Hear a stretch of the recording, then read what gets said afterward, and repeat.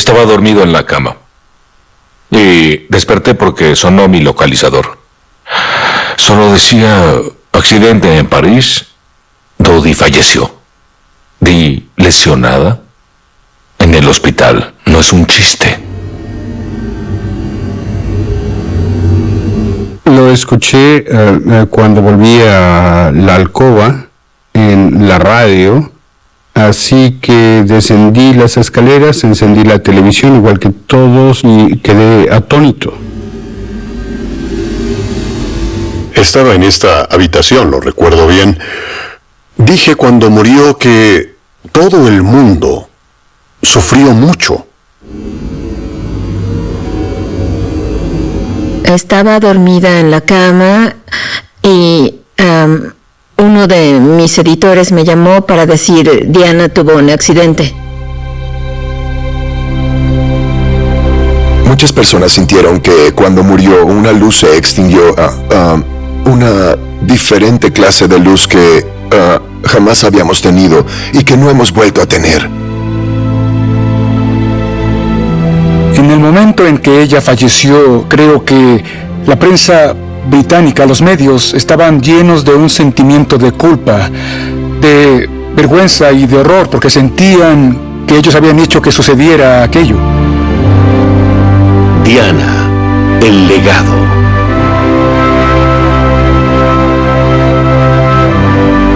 Entré a la oficina, vi el Palacio de Buckingham y las personas, no había luz aún, ya las personas se reunían en el palacio, una multitud en silencio.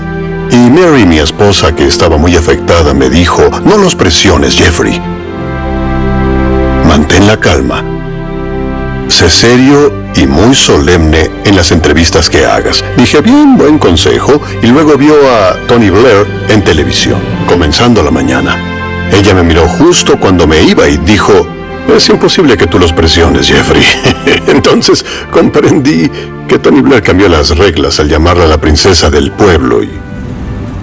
La consideraban parte del pueblo. Era la princesa del pueblo. Y así es como quedará, como permanecerá en nuestro corazón y pensamiento.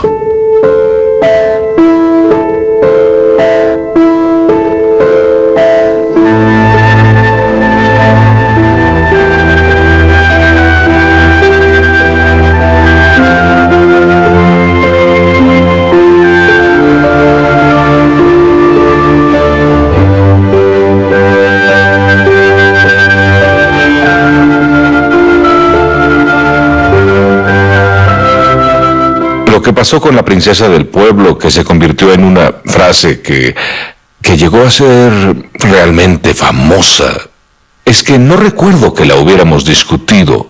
Lo único que escribí en mi diario fue que concordamos en que estaba bien llamarla así. Bueno, Tony Blair, con su conferencia a la base electoral al escuchar la noticia sobre Diana, fue absolutamente excelente. Además, él inventó la famosa frase "la princesa del pueblo", la que describía por completo lo que el pueblo pensaba de ella. Y esta clase de expresiones tienen una resonancia cuando realmente tocan la verdad y las fibras de las personas. Al principio hubo una gran hostilidad contra los medios, en particular hacia la prensa tabloide, que se culpaba por ser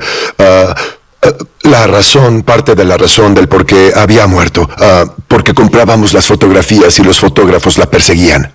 Creo que hubo partes de la prensa que tal vez se sentían algo culpables, posiblemente algo responsables por lo que había pasado. Sí, bueno, creo, inmediatamente se vio como vergonzosa la forma en que los paparazzi la acosaron hasta la muerte, ¿no es cierto? Y el hermano de Diana, Charles Spencer, la llamó la mujer más acosada del mundo. No hay duda de que buscaba una nueva dirección en su vida en este momento. Repetía que quería irse de Inglaterra, principalmente por el trato que recibía de algunos de los periódicos. Creo que jamás entendió por qué sus genuinas buenas intenciones eran distorsionadas por los medios, del por qué había un permanente acoso de su parte por acabarla. Es importante recordar que de todas las ironías sobre Diana, Tal vez esta fue la mayor. Una niña nombrada en honor de la antigua diosa de la cacería fue, al final, la persona más casada de la era moderna.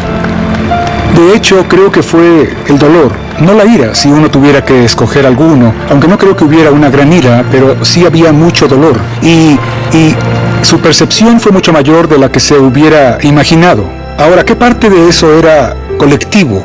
¿Qué parte era una genuina aflicción, como si tu propia madre falleciera o una hermana? La verdad es diferente, en otras palabras. Se pudo haber convertido, y muchas personas lo calificaron como histeria. La respuesta general contra la reina fue fuera de lo ordinario. Es más, a veces fue gélida durante aquellos días. Siempre lo creí un poco inmerecido. El problema con la monarquía es que hay reglas. Y las reglas son tan intransigentes que los más privilegiados, inclusive su majestad, las obedecen. Así que no se baja la bandera media asta si no eres realeza. Ahora, hoy pensamos que eso es estúpido. Lo tomamos a mal, ¿cierto? Por supuesto, y es sencillo hacerlo, porque siempre juzgamos a priori. La ausencia de una bandera media asta en el Palacio de Buckingham ha enfadado a mucha gente, y la ausencia de la familia real, quien ha permanecido hasta ahora en Balmoral, ha defraudado a otros. Lo que no debimos olvidar es que esta era una familia. Los hijos de Diana estaban en Balmoral. La reina y el duque de Edimburgo estaban en ese momento solamente pensando en los muchachos. Habían perdido a su madre. Esa era su preocupación. Guillermo alguna vez mencionó en sus entrevistas, dijo que cuando estaban en Balmoral, y lo sabíamos en Londres, solamente los estaban protegiendo de que supieran lo que pasaba en Londres en términos de reacciones públicas. Obviamente sabían que era un férreo hito, pero dijo haberse sorprendido genuinamente al llegar y ver aquellos millones de flores y a los millares de personas en las calles. Al momento de regresar a Londres, de Escocia, y verdaderamente ver a la capital en duelo, uno no podría ser insensible a aquello. Y como una reina, quien siempre ha estado tan en contacto con sus súbditos, creo que reconoció que el palacio tenía que aceptar que hubo equivocaciones respecto a Diana.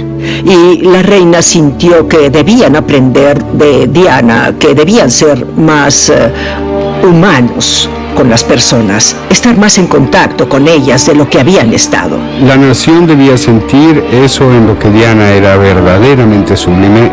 La nación debía sentir que la familia real entendía sinceramente las dificultades económicas, sociales que todos experimentaban. Sí ha cambiado, se ha modernizado y ha tenido que hacerlo para seguir con el pueblo y así permanecer relevante, así como también para justificar su existencia. ¿Y qué parte de eso es Diana? Una parte, no todo, pero sin duda una parte. Diana no parecía ser de la familia real. Creo que era ella misma. Tenía una magia, algo que la ponía por encima de todo aquello. Era algo propio de ella. No creo que el pueblo pensara, ella es un miembro de la familia real. Diana se convirtió, según creo, en algo más grande, y eso era sorprendente, pero al mismo tiempo era un problema para la familia real, porque había una persona más importante que ellos, al menos para la opinión pública. Jamás se había visto algo similar. No olvidemos que Diana era un símbolo icónico en los años 80 y 90. Recuerdo haber visto de niña aquella boda real y haberme quedado totalmente prendada de ella. Era la princesa perfecta y tenía una presencia constante en los medios. Muchos hombres de la política decían que cuando ella hablaba caían de rodillas y la obedecían. Tenía ese don divino. Era muy hermosa y era también muy inteligente. Una mujer inteligente puede obligar a un hombre a lo que sea, y ella sabía lo que tenía. Era caprichosa en ese sentido. Sabía que solo tenía que pedir algo para que pasara. Haciendo un balance, pienso que lo usó para el bien. Sus obras de caridad son asombrosas. He comprendido, muy de primera mano, que codiciar la perfección que nuestra sociedad demanda puede dejar al individuo completamente destrozado en un instante. Tal presión inevitablemente se extiende a la forma en que nos vemos. Los desórdenes alimenticios, nos refiramos a la anorexia o a la bulimia, desnudan cómo un individuo convierte el alimento para el cuerpo en un insufrible ataque contra él mismo. Y todos sufren, en esencia, un problema más profundo que mera vanidad. Ella era una muy interesante, muy compleja y muy brillante mujer. Una mujer muy fuerte, una mujer que trató abiertamente los desórdenes alimenticios y enfermedades nerviosas. Y en cierta forma eso en sí es una importante parte de su legado. Ella apoyó tanto el cambio que deberíamos presentar en público, así como en nuestras conversaciones, pero asimismo facilitó tal cambio. No era muy instruida, pero era muy inteligente. Definitivamente tenía, según considero, una profunda inteligencia emocional, así que comprendía rápidamente a las personas y resolvía las situaciones igual de rápido. Cuando pienso en ella, el mundo quería mirarla y decir: tú tienes la vida perfecta, eres la princesa perfecta del cuento. Eso es maravilloso. Cuando ella decía, bueno, la mayoría de las veces no. De hecho, tengo muchos problemas y creo que entendía lo que las personas sentían por dentro y sus tormentos, ya que ella misma los tenía. Ella tenía una peculiar e intensa empatía por las personas enfermas o que sufrían. Tal vez la desarrolló por la noción de su sufrimiento. Y de alguna forma le atraía el sufrimiento de otras personas y quería resolverlo. Pero eso era algo profundo y personal. La edad de los jóvenes indigentes está descendiendo. Niños de tan solo 11 años se han acercado a Centerpoint este año. Algunos iban escapando de violencia física y emocional, otros de abuso sexual. De alguna forma, descubrió la manera de entender en realidad lo que ellos sentían. Y eso no es algo que puedas inventar, es algo que tienes. Y lo tenía. Ese peculiar gen fue obviamente transmitido a Guillermo y Enrique, porque ya sea en su trabajo con los veteranos, ya sea con las personas indigentes, las víctimas del SIDA, ellos, al igual, tienen la más sorprendente habilidad de identificarse con personas que de otra forma no tendrían nada en común con ellos. Y no es una postura falsa, no es algo que se diseñe, es algo genuino. Creo que principalmente viene de su madre, creo que particularmente viene porque ellos vivieron mucho del trabajo de su madre. Me siento muy cercano a Centerpoint. Es una beneficencia con la que tanto mi padre como mi madre se involucraron. De hecho, cuando mi madre fue benefactora, Enrique y yo tuvimos nuestro primer contacto con Centerpoint. Yo era más joven, más apuesto y mucho más ingenuo. Sabía que se reirían. Pero me hicieron abrir los ojos al mundo esos jóvenes rostros londinenses. Nuestras visitas con mi madre encendieron un creciente interés por el gran trabajo que la caridad hace por los indigentes. Ese ejemplo de servicio altruista que Centerpoint representa se quedó conmigo. Y por eso fue la primera beneficencia a la que quise apoyar. Desde que me volví benefactor, tuve el privilegio de haber presenciado, con la mayor de las admiraciones, el gran trabajo de sus voluntarios. Pero no he visto solo eso. El extraordinario valor de muchos jóvenes de Centerpoint que se han levantado tras vencer insufribles retos en sus vidas. Así que me considero muy privilegiado por conocer a tales individuos y estar en una organización como esta. A ella le agradaba llevar a sus hijos, por ejemplo, a los albergues y exponerlos a cosas que en verdad le importaban, abrirles los ojos desde niños. Creo que les mostró que ellos tenían una gran posición, que les permitía lograr conciencia de tales situaciones, pero asimismo llevar alivio al pueblo y que los vieran haciendo cosas positivas por mejorar su situación. Creo que esa misión obviamente la han cumplido y básicamente es su trabajo hoy en día. Ella era, en muchas formas, una mujer compleja. Podía ser una compañía muy agradable y divertida, en privado, lejos de las cámaras, pero constantemente se sentía muy presionada. ya fuera por la familia real, ya fuera por la opinión pública y obviamente por los medios. Encontraba muy difícil el equilibrar estos diferentes aspectos de su vida y permitirse un poco de intimidad y al mismo tiempo cumplir las obligaciones que también tenía. Tenía una muy cercana relación con los editores de los periódicos tabloides. Solía ir a verlos, les hablaba, los quiso siempre de su lado. Es natural. Era muy hábil en la forma que les hablaba, era muy abierta con ellos y a los que pensaba que tenía de su lado siempre los complacía en todo. Diana a veces conseguía más de lo que negociaba cuando ella intentaba controlar a la prensa. Ella era fenomenalmente hábil para hacerlo, pero lo que sucede con la prensa y la narrativa de la prensa es que la idea del control es solo una ilusión. Y es tal vez ese horrible cliché sobre si quieres subirte al tigre, terminas en su panza. Pero sin duda fue una participante muy activa en lo que pasaba. Así que era una relación que acabaría mal. Ella era tan popular, era un gran magneto. Pero sus fotografías vendían los periódicos y ese es el secreto del por qué era la mujer más acosada del mundo. Creo que desarrolló una relación con el público y otra con los medios que era un poco diferente.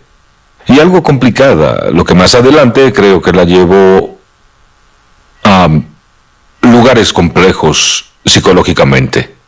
Y creo que si le agregas a esa mezcla lo que entonces se veía como la desintegración de su matrimonio y que la gente tomaba un bando, creo que se volvió difícil para ella. Se tiene la idea de que el príncipe Carlos era alguien mayor que cínicamente había salido a buscar una novia virginal a quien sabía que no amaba porque amaba a otra, que hacía esto por la monarquía. En realidad pudo descubrir que esto es completamente falso, ya que sin duda él era tan ingenuo como su joven novia y no estaba preparado para el matrimonio. Ya es bastante conocido que ella entró en pánico previo al matrimonio e inclusive pensó cancelar, pero he descubierto que la verdad fue él quien lo pidió. Obviamente sabemos que se efectuó la boda, pero ambos con sus debidas reservas. Ambos sabiendo que aquello sería muy posible que no funcionara. Sin embargo, él sí se esforzó al comienzo. Intentó de todo para que funcionara. Sin temor a equivocarme, tuvieron 2 años decentes de matrimonio. Bueno, el príncipe Carlos reaccionó ante la noticia del deceso de Diana, de hecho con una tremenda compasión hacia sus hijos. Sinceramente puso a los niños primero. Y eso igual se notó en la forma en que se comportó al ir a París para recoger el cuerpo de Diana. No dejaría que los enterradores se llevaran el cuerpo. Era personal, él fue por sus restos y mostró una enorme consideración con Guillermo y Enrique.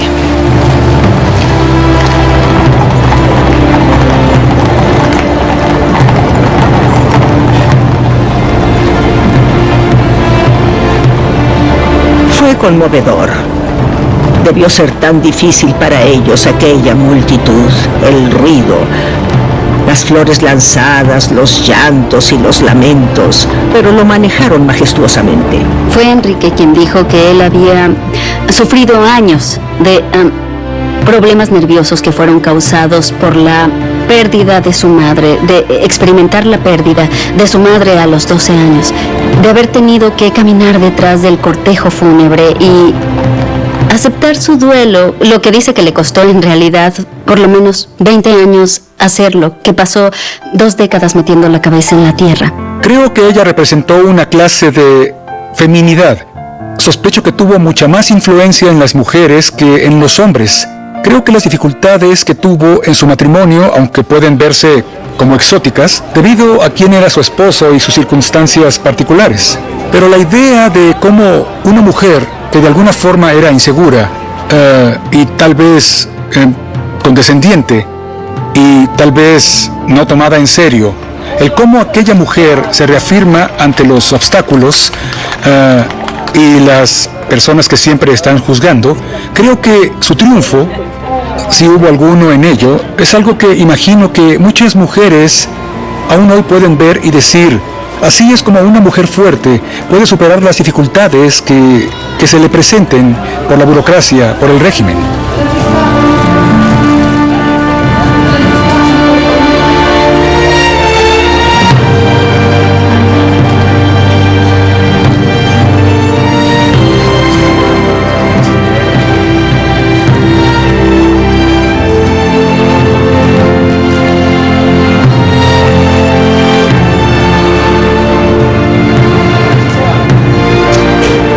La idea de que Diana fuera una mujer engañada, sí es verdad que obtuvo un maltrato.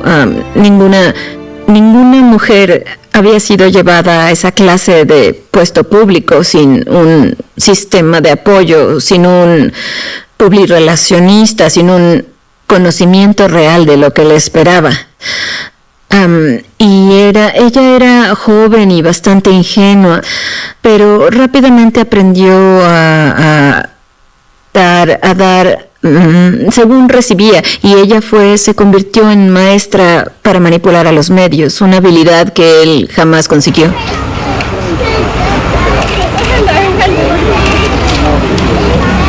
El duque de Edimburgo hizo su mejor esfuerzo, ya saben, de aquellas cartas que él le escribió. Él intentó, como pudo, ayudarla con el rompimiento de su matrimonio.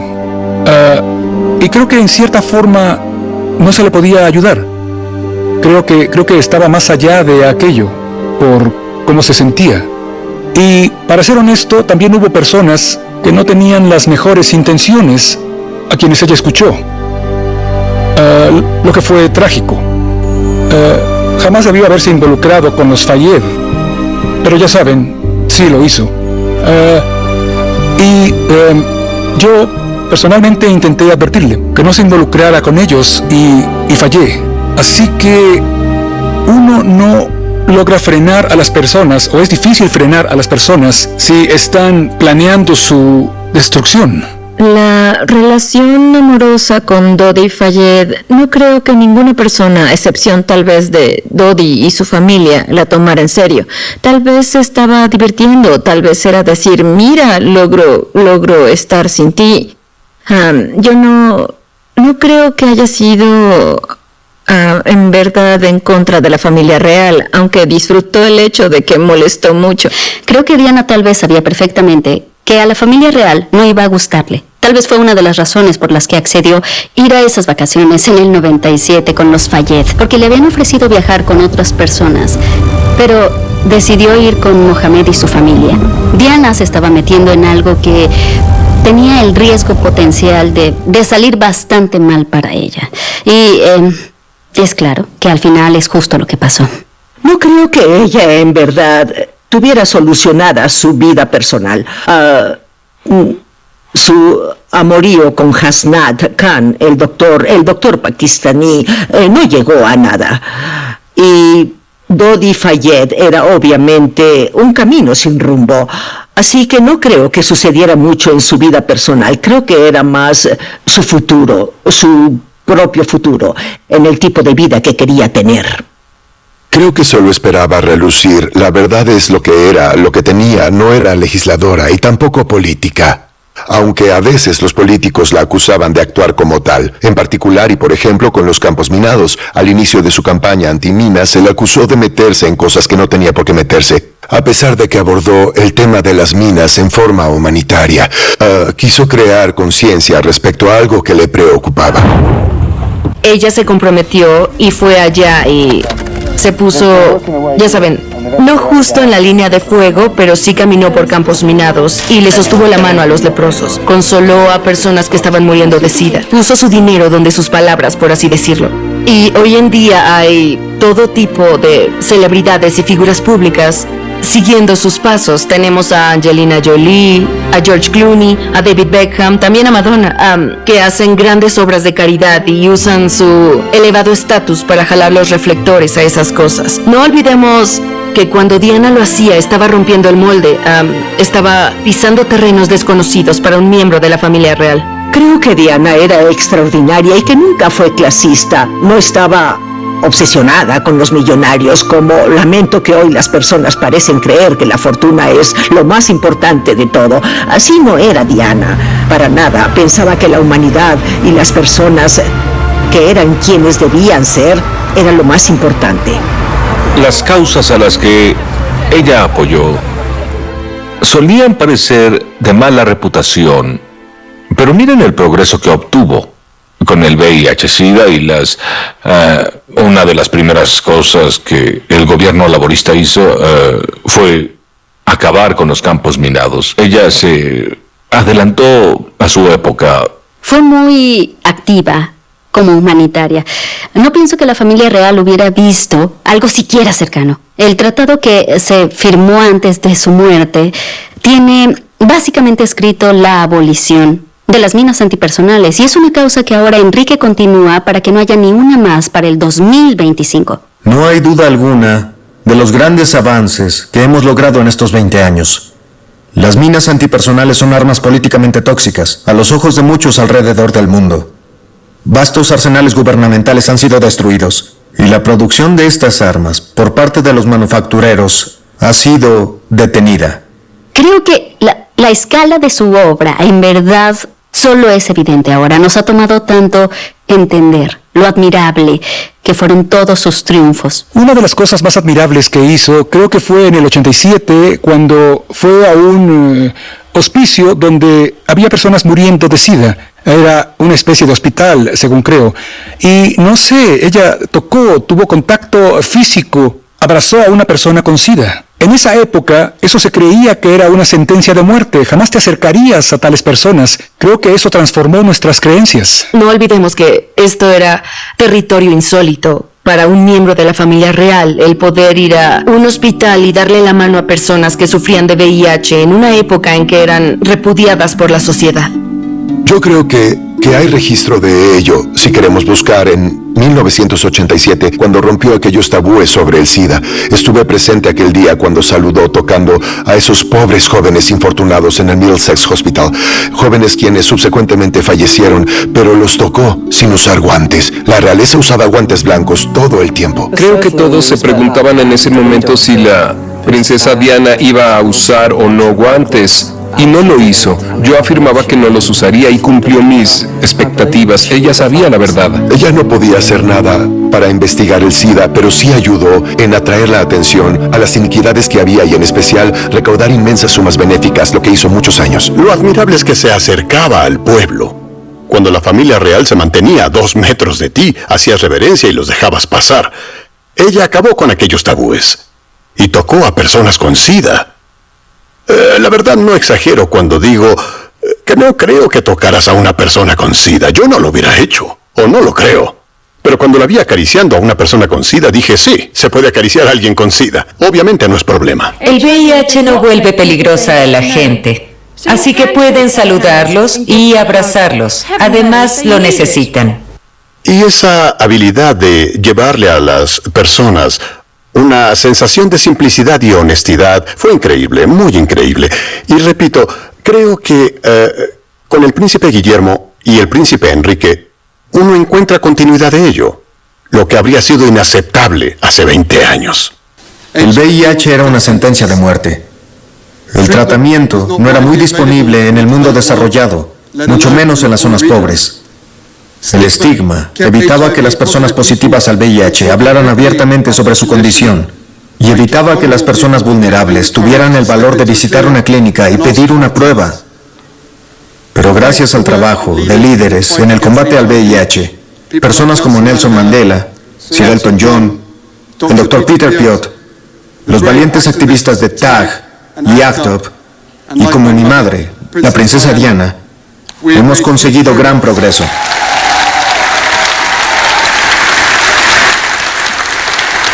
Guillermo y Enrique han tenido que lidiar con una imagen de su madre plasmada en la prensa, de la que no tienen el menor control. Ya sean sus ex amantes vendiendo cartas, personas recordando sus experiencias de aquella época con Diana, de trabajar con Diana, de amar a Diana, sin importar qué pasara.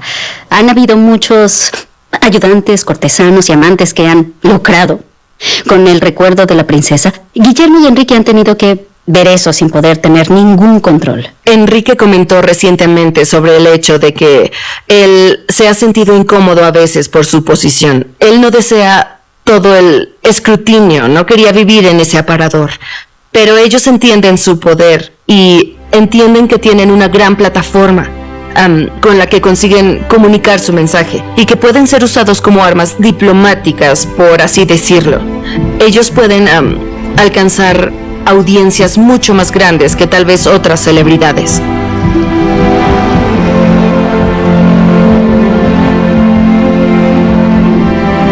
Hablé con el príncipe Guillermo al respecto y le dije, ¿usted comparte todo esto? Que ella se buscó todas esas dificultades porque quería manipular a la prensa. Él dijo, solo creo, la palabra que usó fue de travesuras. Sé que hizo algunas travesuras, pero él piensa que ella estaba bastante aislada,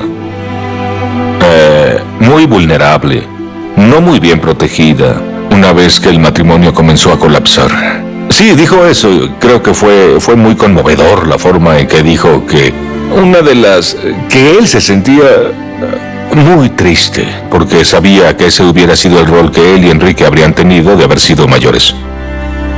Que de hecho, si ellos hubiesen sido adultos, habrían estado acostumbrados a una existencia de aparador y que habrían podido protegerla mejor de lo que ella jamás pudo.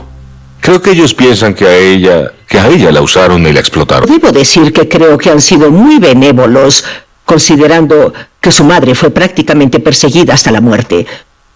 Y creo que la forma en que se comportan, la generosidad y compasión que han mostrado, es muy asombrosa. Ella fue, en cierto modo, destructiva para la familia real, no de forma deliberada ni directa, porque ella era monarquista, pero fue claro que su principal intención fue asegurarse que el príncipe de Gales jamás fuera rey. Y mucho de lo que hizo en términos de su publicidad y la ayuda que le dio a ciertos periodistas y biógrafos fue para intentar evitar que eso pudiera pasar.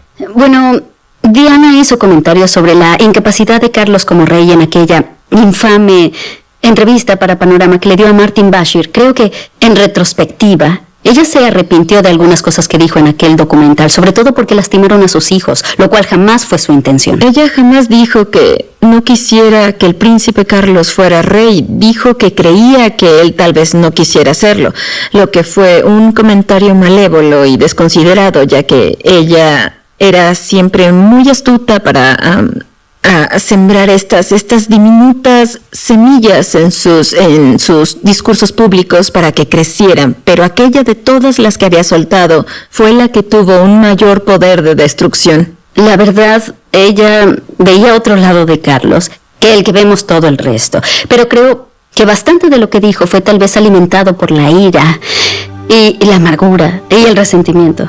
Ella supo que al hablar de la idea de que Carlos personalmente quisiera retirarse de la línea de sucesión, eso se convertiría en dinamita. Yo no creo que ella pudiera haberlo planeado en términos de lo que ella hubiera deseado, porque ninguna madre jamás querría para su primogénito que fuera el heredero a la corona tan joven. Pero seguramente entendió que era algo que podría dañar a Carlos considerablemente y lo hizo. Lleva refutando esa idea desde entonces, la de que él no quiere subir al trono. Es interesante cuánto ha cambiado Carlos. En 1997 no era una figura popular, se le veía como el hombre que inexplicablemente había elegido el distanciarse personalmente de aquella inmensamente bella, vulnerable y todavía joven mujer. Y ahora, unos 20 años después, él se ha convertido en una figura cuyas cualidades interiores y su vida le han dado lugar a una mayor aceptación pública que la que alguna vez pudo haber tenido, y sus ideas sobre la naturaleza, el medio ambiente, esta nación, sobre la humanidad, ya no se ven como de otra época, sino en muchas formas adelante de esta. Creo que la influencia de Carlos sobre sus hijos es algo que a menudo se pierde, y creo que muchas personas piensan que ella era la única responsable de criar a Guillermo y Enrique y de educarlos para que se conviertan en los jóvenes que son. Pero de hecho no olviden que desde que cumplieron 12 y 15 años han crecido sin su madre. Sí, bien hecho, hermano. Gracias, es lo que merezco. Cállate, casi me desmonto por golpear la bola que fallaste. Sí, claro. ¿Stupi? ¿Así dijiste? Stupi, sí, no es mala palabra. No, ¿estás seguro? Sí. Para no mencionar la palabra que inventaste. No lo haremos, no. Por favor, no. Una de esas cosas que pones en tus manos. Por supuesto que no, por supuesto que no. Y los jóvenes cabales que son hoy es casi en su totalidad por Carlos. Creo que a veces no lo vemos como papá. Carlos tuvo que hacerse cargo y realizar el trabajo de ambas partes, bajo los más inusitados y complicados escenarios. No fue una situación sencilla. Y creo que a veces merece mayor crédito del que recibe. Creo que la única cosa que unificaba a Diana y a Carlos era cómo querían criar a esos muchachos.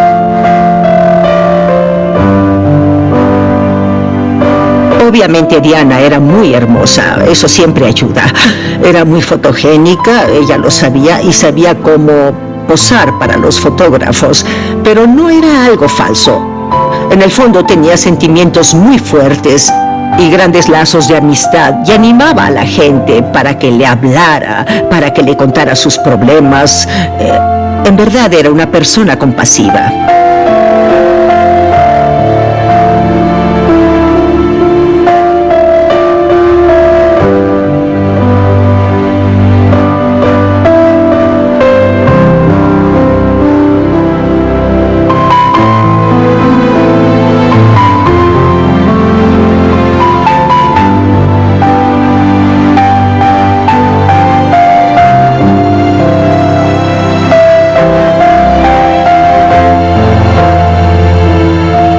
Que si pensamos en las fotografías que recuerda la gente, vaya, hay millones de fotografías de la princesa Diana, pero hay un par de fotografías. La primera vez que saludó de mano al joven que tenía VIH, cuando caminó sobre un campo minado, la noche que el príncipe Carlos hacía su entrevista importante por televisión y ella usó aquel increíble vestido negro y se robó las primeras páginas de todos los diarios viéndose como verdadera diosa. Ella pensaba en las fotografías y creo que eso fue, no creo que una manipulación, fue instintivo. Sabía del poder de las imágenes. Usó el poder de las mismas para crear esta sensación de una persona empática. Lo que era real, no se finge eso. Para las personas que no conocen la historia de Diana, la encuentran tan fascinante como adictiva. Es de una mujer hermosa y carismática, quien vivió una vida asombrosa y que tuvo un gran impacto en el mundo.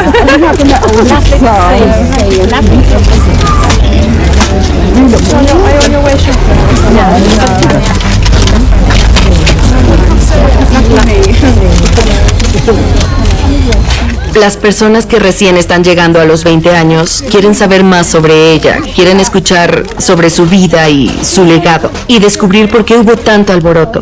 Es muy difícil para ellos imaginar que previo a la era de las Kardashian hubiera una mujer tan famosa en una época donde no había redes sociales. Ella fue uno de los primeros grandes íconos de nuestro tiempo.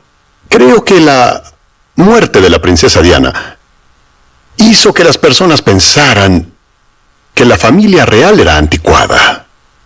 Ahora es frecuente que la reina tome el té con la servidumbre en una sala en lugar de hacerlo en su despacho.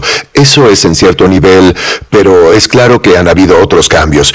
Y creo que estos han sido impulsados de abajo para arriba porque creo que debido a la influencia de Diana y la forma en que asumía su papel real, el pueblo ha demandado que la familia real se actualice.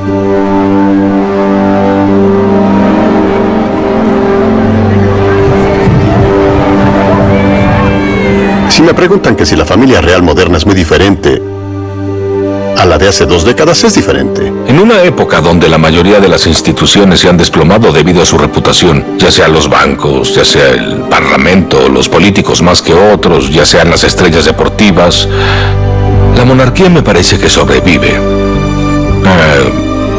Pero creo que mucho de eso es por la forma en que la reina se ha adaptado. Ha existido un proceso de adaptación continuo. Y creo que también es porque ellos recibieron todas las cosas malas en primera persona primero que los demás.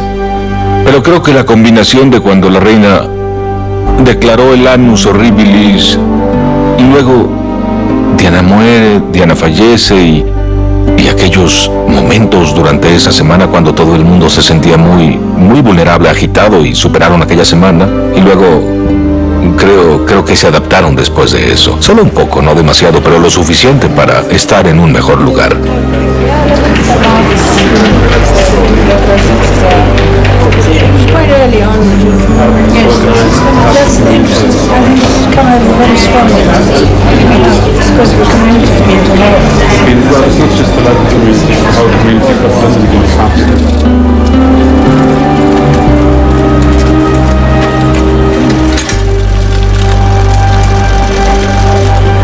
Guillermo y Enrique han estado al frente de Heads Together junto con Kate, básicamente en recuerdo de su madre. Han hablado recientemente sobre sus esfuerzos para poder aceptar la pena de haberla perdido.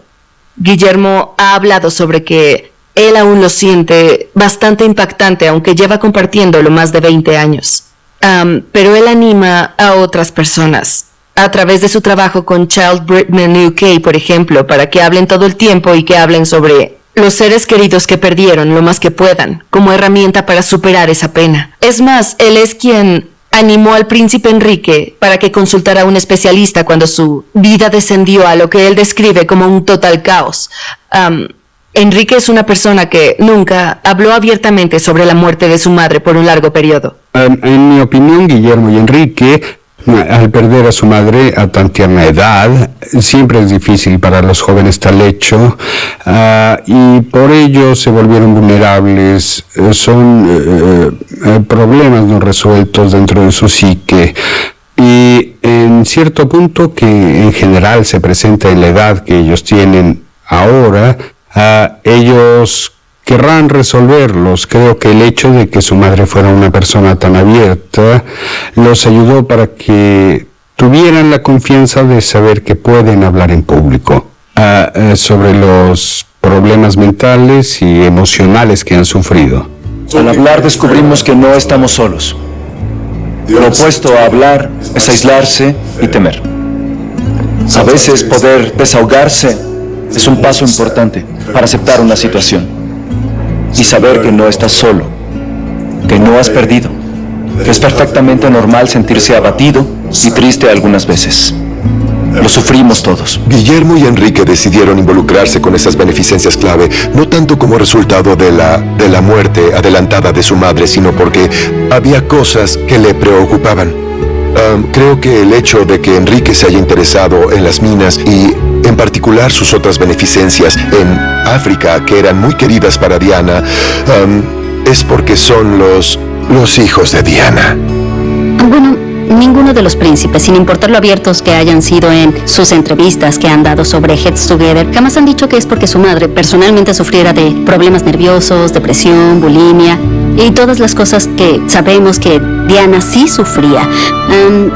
Pero creo que no se necesita un psicólogo para saberlo, pero el haber pasado por tantos años de trauma y sufrimiento y que ambos pasaran todo lo que pasaron tan públicamente, esa caridad o esa iniciativa que esté dedicada a problemas mentales y ser más abiertos sobre nuestros problemas, poder hablar más abiertamente sobre cosas como la depresión, iba a resonar con ambos príncipes. Nosotros tres hemos aprendido mucho estos meses al ver personas. La conclusión a la que llegamos es que entre más hablemos sobre esto, entre más lo hagamos como sociedad, nos apoyaremos más. El tema para el Día Mundial de la Salud Mental este año parece coincidir. Es primeros auxilios de salud mental para todos. Para nosotros, este primer auxilio es apoyar rápidamente a las personas para que su condición no se vuelva más seria ni clínica. Ese apoyo puede ser tan sencillo como una conversación y el escuchar, o puede ser enviarlos a un servicio profesional.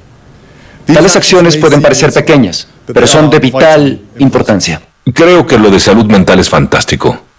Escribí un artículo al respecto, y cuando dijeron que se involucrarían, dije que el republicano en mí encontraba muy inadecuado que ellos apoyaran cualquier causa y por ello recibirían cobertura, serían escuchados, tendrían acceso al gobierno sin importar cuál. Pero la campaña de salud mental en verdad fue sensacional, porque marcó una diferencia. Es imposible negarlo, marca una diferencia. Pero solo marca una si la haces bien. Y debo decir que Heads Together y su campaña ha sido absolutamente brillante. Y creo que cambió el rumbo. Ahora, ¿se habrían involucrado en eso si otra mujer hubiera sido su madre? No tengo idea, pero fue su madre. Creo que es parte de su legado. Es por lo que lo han hecho y espero que sigan en esa ruta por mucho tiempo. Tal vez necesitó entrar a una beneficencia de salud mental, a Heads Together, y tal vez fue lo que se necesitó para que Enrique pudiera aceptar públicamente que él tenía problemas. Me contaron que estaba emocionado, que apoyaría la campaña y animaría a otros para abrirse y hablar de sus problemas. Y entendió que debía abrirse y ser honesto en el proceso. Y lo hizo, y al hacerlo fue muy valiente. Guillermo, Catherine y yo iniciamos esta campaña porque vimos el temor al juicio, estigma y los grandes prejuicios por los que muchas personas se callaban sus enfermedades mentales. Y vimos que este miedo por hablar de este problema provocaba que la situación creciera fuera de control. ¿Cómo es que para la mayoría, la primera vez que se habla de salud mental es cuando están sufriendo? El estigma no puede y no debe ser la razón que nos impida prepararnos y a nuestras familias para el día que una nube negra pueda aparecer. El legado de Diana es una enorme mezcla de lo que las personas quisieran que fuera y lo que en realidad es. Lo que las personas quieren que sea es sobre inteligencia emocional, es sobre modernidad. Lo que en realidad es en verdad una cosa más grande sobre una mujer compleja en el ojo público y una mujer que fue tan icónica, tan famosa, que siempre permanecerá con nosotros por siglos, considero.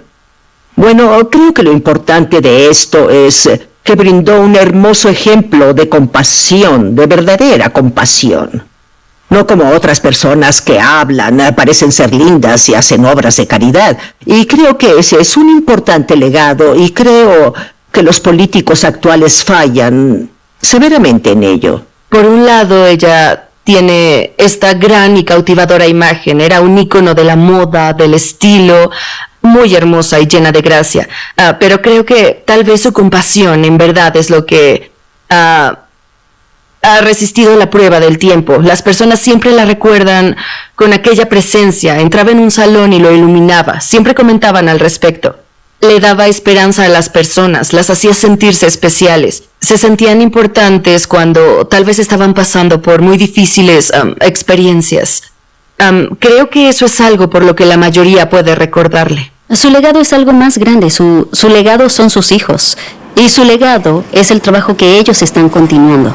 Guillermo fue quien explicó que ahora hay una generación joven en el mundo que no conoce a Diana. Y ellos no saben las grandes cosas que ella logró. Y este es sorprendente legado que nos dejó. Ella hizo que se vieran problemas que de lo contrario seguirían ocultos. Ahí, bajo la alfombra y olvidados. El legado de Diana tendría que ser la forma en que cambió la monarquía. Lejos de la austera y muy distante institución, acercándola a lo que ahora es más personal, que parece más auténtica, poblada por aristócratas jóvenes que se conectan con los problemas que enfrenta cada hombre y cada mujer y que pueden hacerlo sin perder su dignidad de la posición de la familia real. El legado más grande de Diana son sus hijos porque se han convertido en hombres extremadamente cabales y resultaron ser muy parecidos a su madre, y creo que ella representará la imagen de la casa de Windsor en el siglo XXI. Así que creo que ha habido un cambio fundamental. Creo que serán más paternales, más comprometidos como monarquía, no tan insulares, tal vez más pequeña y más compacta, pero más relevante de alguna forma. Considero que el lenguaje que hablan los príncipes es el lenguaje que el pueblo reconoce a diario en las calles del reino, y creo que eso elevará su relevancia y también asegurará, según creo, la persistencia de la monarquía, porque francamente tiene que cambiar, debe adaptarse a los nuevos tiempos y a las condiciones.